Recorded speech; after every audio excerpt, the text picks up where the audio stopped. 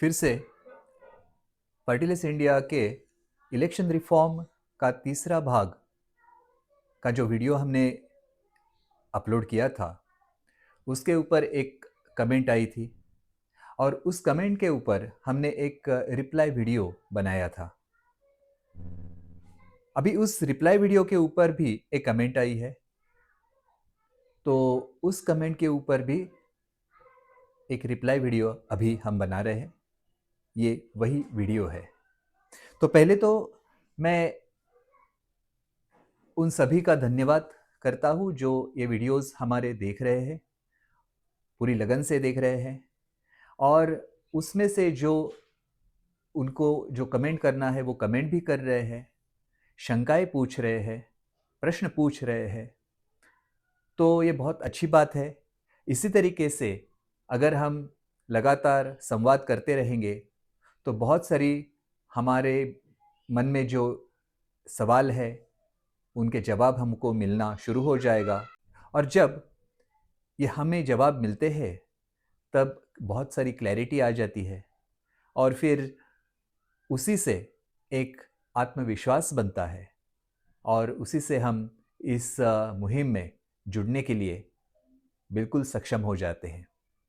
तो ये बहुत अच्छी बात है, तो इसका स्वागत तो हम करते ही हैं। तो हम आज इस वीडियो का आरंभ करते हैं और देखते हैं कि क्या कमेंट है, क्या प्रश्न पूछे हैं। चलिए, तो मैं उस कमेंट को पढ़ रहा हूं। देखो, आप 11 लाख बूथ के करोड़ों लोगों को शिक्षा देने की बात कर रहे हो, तो हालते हमें अपना मत देकर अपने प्रतिनिधि को जिताया है, उसको एक क्यों नहीं समझा रहे या सवाल कर रहे कि आप जनता के हो या पक्ष के हो? तो उसको समझाना सरल रहेगा या करोड़ों लोगों को समझना सरल रहेगा? आप जो बूथ तक जाने की बात करते हो वो तो पक्ष के लोग पहले से वही है और चुनाव लड़ रहे हैं। तो ये शंका है और बिल्कुल जायज़ है। ऐसी शंका सामान्य भारतीयों के मन में हमेशा रहती है। तो इसी का समाधान कुछ हद तक करने की यहाँ कोशिश हो रही है। तो देखिए, पहले तो मैं कुछ बातों को यहाँ क्लियर करना चाहता हूँ। ये जो कमेंट है उसमें जो बात रही है कि वो कहते हैं कि प्रतिनिधि को जिता दिया है हमने। तो पहले तो ये समझना होगा कि चुनाव किस लिए होते हैं। चुनाव किस लिए होते हैं? तो इसका जवाब यह है कि देखिए, हम 100 करोड़ मतदाता हैं भारत में। क्या 100 करोड़ मतदाता रोज दिल्ली में जाकर संसद में बैठ सकते हैं? नहीं बैठ सकते हैं। क्या वो जाकर बैठकर संवाद कर सकते हैं? नहीं कर सकते हैं। उनके अपने अपने काम भी होते हैं, तो वो छोड़कर ये काम कौन करेगा? तो संविधान में इसीलिए ये प्रावधान है कि भारत के अलग अलग हिस्सों को, अलग अलग क्षेत्रों को, के विभागों को हमने निर्वाचन क्षेत्र कहा और हर निर्वाचन क्षेत्र से एक एक व्यक्ति प्रतिनिधि के तौर पर संसद में आए और हर प्रतिनिधि एक दूसरे से संवाद करे, आइडिया शेयर करे और फिर उन आइडियाज को लेकर अपने अपने निर्वाचन क्षेत्र में जाए और अपने निर्वाचन क्षेत्र के मतदाताओं से वो पूरा का पूरा ब्यौरा दे और उनसे संवाद करे और फिर वहाँ मतदाता, उस निर्वाचन क्षेत्र के मतदाता उस प्रतिनिधि को कहे कि ये मुद्दों के ऊपर हमारा ये मत है, इसे दर्ज करो वहां जाकर, संसद में जाकर। तो ये काम प्रतिनिधि का होगा। ये हमने संविधान में प्रावधान किया है। इसका मतलब क्या है? इसका मतलब यह है कि सभी लोगों को वहां जाने की जरूरत नहीं। 20-25 लाख लोगों का काम एक व्यक्ति कर सकता है अगर, तो आसानी होती है। तो इसी बात को हमने प्रतिनिधि सभा के तौर पर एक डिजाइन बना दिया है संविधान में। लेकिन इसका मतलब क्या है? प्रतिनिधि किसका? तो प्रतिनिधि लोगों का प्रतिनिधि। कानून का नाम ही the representative of peoples act है। तो हर निर्वाचन क्षेत्र के जो लोग हैं वो आपस में मिलकर उनके उम्मीदों के ऊपर जो खड़ा हो सकता है ऐसे व्यक्तियों का चयन करे, उनको उम्मीदवारी दे और फिर चुनाव में जो सबसे ज्यादा उम्मीदों में खरा उतरता है ऐसा जो व्यक्ति है वो प्रतिनिधि बन जाए। और इस प्रतिनिधि का काम तो लोगों का जो मत है वो वहां रखना है, वहां जो संसद में जो बातें होती है उसका ब्यौरा लोगों को देना, यही काम है। तो इस काम को करने के लिए एक व्यक्ति का चुनाव, ये बहुत आसान बात है। ये कोई स्पर्धा नहीं है। इसमें कोई जिताना, हराना, जीतना, हारना, गिराना, ये बातें नहीं है। ये लड़ाई झगड़ा नहीं है। लेकिन इसको इस तरीके से बनाया गया है, ये लोकतंत्र ने नहीं तो दलतंत्रों ने किया है।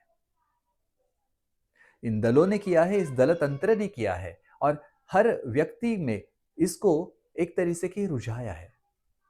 आज 70-75 साल से हमने सिर्फ यही देखा है। हमें लगता है कि यह लोकतांत्रिक व्यवस्था है। यह लोकतांत्रिक व्यवस्था नहीं है। संविधान में ऐसी कोई भी बात नहीं है। ये लोकतांत्रिक व्यवस्था नहीं है। ये जो चल रही है वो दलतांत्रिक व्यवस्था चल रही है।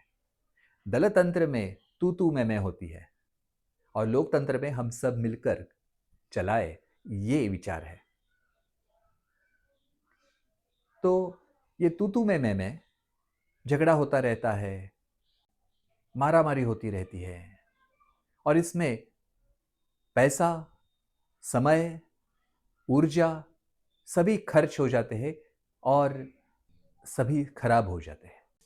इससे फायदा किसी को नहीं है, लोगों को तो नहीं है, देश को तो नहीं है।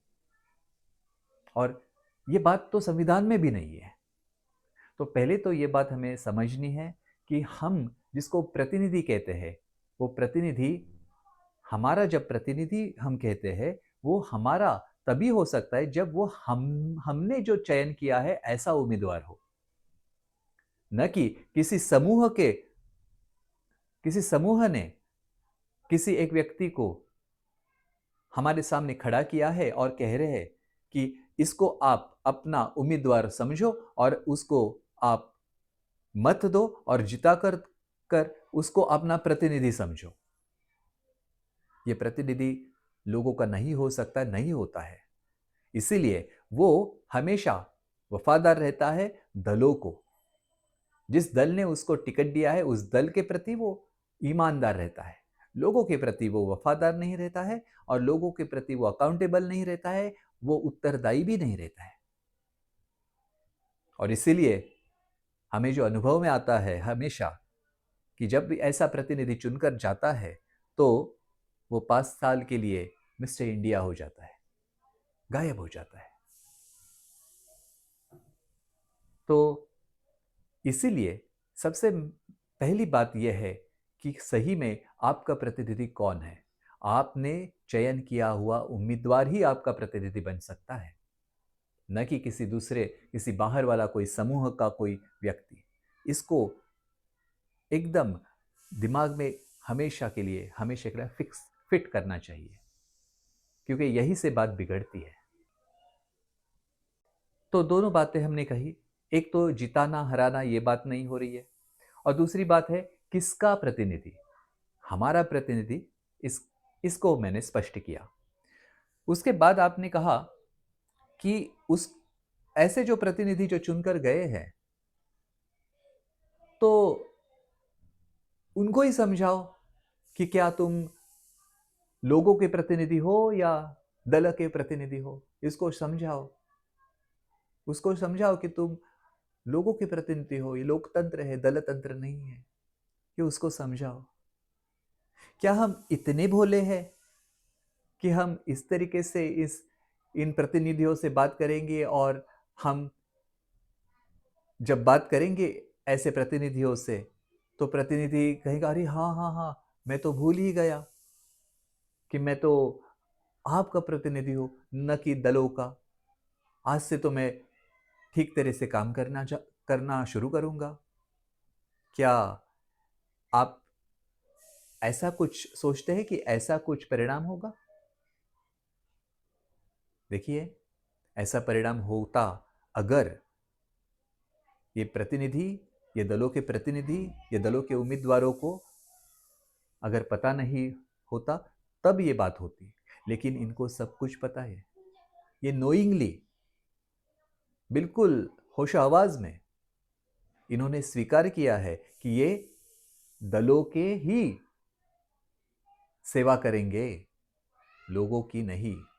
ये दलों का सुनेंगे, लोगों का नहीं। और इसके बारे में अगर आप और जानना चाहते हो तो आपको ये मैं बता दूं कि संविधान में इन्होंने एक संशोधन किया है, 52वां संशोधन। मतलब बात यहां तक पहुंची कि इन्होंने संविधान में भी संशोधन करने की हिम्मत की, और हम सो रहे हैं। 1985 में यह संशोधन किया है और हम आज तक सो रहे हैं। यह संशोधन था दल बदल कानून, एंटी डिफेक्शन लॉ, और इस 10th शेड्यूल में उसको डाल दिया है। यह असंवैधानिक, संविधान की मूल भावना के विपरीत ऐसे संशोधन संविधान में डाल दिया है। तो क्या है यह संशोधन? यह संशोधन कहता है कि अगर कोई दल का प्रतिनिधि संसद में दल के विपरीत कुछ बात कहता है तो दल उसका सदस्यत्व रद्द कर सकता है। इतना ही नहीं, उसका सांसद पद भी निकल जाएगा, रद्द होता है। यह कानून बनाया है। इसका क्या मतलब है? इसका मतलब है कि अगर लोग कुछ अलग चाहते हैं, लेकिन अगर दल वो नहीं चाहता है, तो ये जो सांसद है, ये लोगों का मत जो है वो नहीं रखेगा, ये रखेगा तो दलों का मत। इसका मतलब सीधा सीधा यही होता है कि ये जो प्रतिनिधि वहां पे चुनकर आपने भेजे हैं, वो आपके प्रतिनिधि नहीं है, वो तो दलों के प्रतिनिधि है। वो दलों का ही सुनेंगे, आपका नहीं। तो पॉलिसीज कौन सी होगी? जो दल चाहेगा। और फिर आपको पता ही है, दलों का तो बड़े बड़े उद्योगपतियों के साथ क्या गठबंधन होता है। तो अंत में एक तरीके से जो पॉलिसीज बन रही है इस देश में, वो इन उद्योगपतियों की बन रही है। ये उद्योगपतियों के लिए बन रही है, न कि लोगों के लिए। तो ये लोकतंत्र है या दलतंत्र है? ये लोकतंत्र है या उद्योगपति तंत्र है? ये दलतंत्र है या प्रतिनिधियों के हाईकमांड का तंत्र है?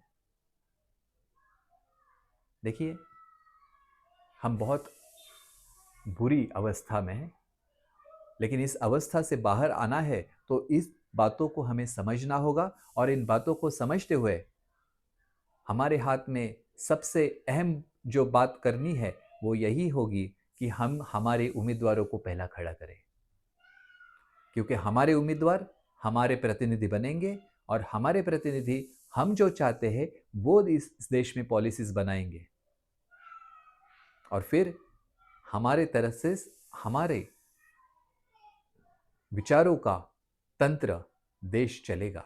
देखिए, पक्ष तो बूथों में पहुंच गए, ये आपने कहा, लेकिन पक्ष अभी अभी पहुंचे होंगे, 70 साल से पहुंचे होंगे, लेकिन हम तो यही के तो है, हमेशा के। तो इस बूथों में क्या हम इस तंत्र को हाथ में नहीं ले सकते हैं? लेना नहीं चाहिए। यही बात हम कहना चाहते हैं। तो यही कुछ एक दो बातें इस कमेंट के ऊपर एक प्रतिक्रिया के तौर पर हमने यहाँ पे रखी है।